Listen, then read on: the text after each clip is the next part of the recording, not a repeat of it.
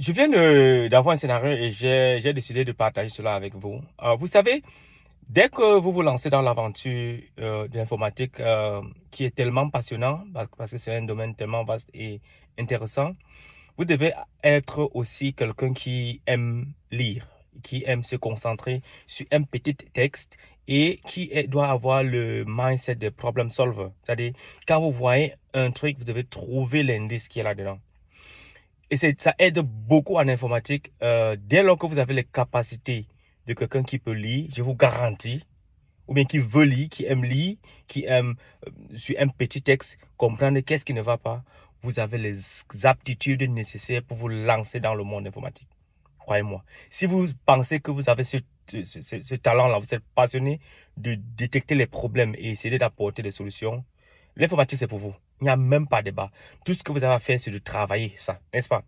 Voici le scénario. Euh, J'étais en séance de travail online avec une équipe et le problème était simple. Problème d'accès, c'est-à-dire,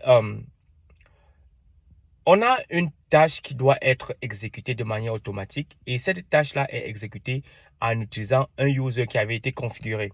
Le user a été configuré et ce user-là fait les tâches dans d'autres intégrations qu'on a setup sans problème. Bon, il se trouve que pour cette tâche précise, quand l'utilisateur essaye de l'exécuter, ça lui envoie un 400. Donc, pourquoi je dis il faut être quelqu'un qui sait faire la lecture et faire la recherche. Si vous allez sur Internet, vous cherchez les 401, 403, 400, à quoi ça renvoie? Tout ça, ce sont des problèmes d'accès, permission denied. Ce sont les problèmes d'accès. Soit l'utilisateur qui est en train d'exécuter la tâche de manière automatique n'a pas tous les accès nécessaires, ou encore, ça peut être un 500 qui est généralement, c'est internal server error. Ça veut dire quoi? Lui, il t'envoie randomly là comme ça parce que le serveur a essayé d'exécuter une action ou un fichier ou un folder dans son code BC, il n'a pas pu le faire. Il vous envoie un general 500 error. Et tout ce que je dis là, que ce soit 500 error, 403 error, 403 error, 501 error, tout ceci se trouve sur Internet. Dès lors que vous avez ce type d'information, d'erreur, généralement, si vous avez déjà eu à faire des activités de troubleshooting, ça doit normalement vous dire quelque chose. Et si ça ne vous dit rien, la moindre des choses, c'est de copier l'erreur et aller sur Google chercher. Directement, vous allez voir là-bas, il va vous donner plus de détails par rapport à l'erreur que vous venez d'avoir.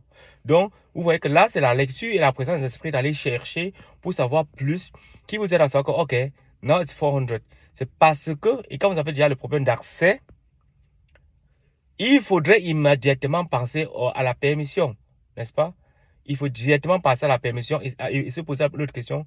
Qui est celui qui exécute la tâche? À partir de là, vous avez tous les éléments sur la table pour commencer à faire votre troubleshooting ou bien donner votre contribution à l'équipe qui fait le troubleshooting. Parce qu'il y a des troubleshooting qui peuvent prendre des heures, n'est-ce pas? Et être l'héros de la situation. Donc, lire, essayer de comprendre les petits codes qui se présentent à vous, la présence d'esprit, d'aller faire la recherche vite fait, dès lors que vous avez le code, c'est un truc qui aide énormément.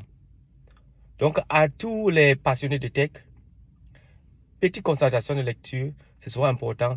Et lis le log. Read your log.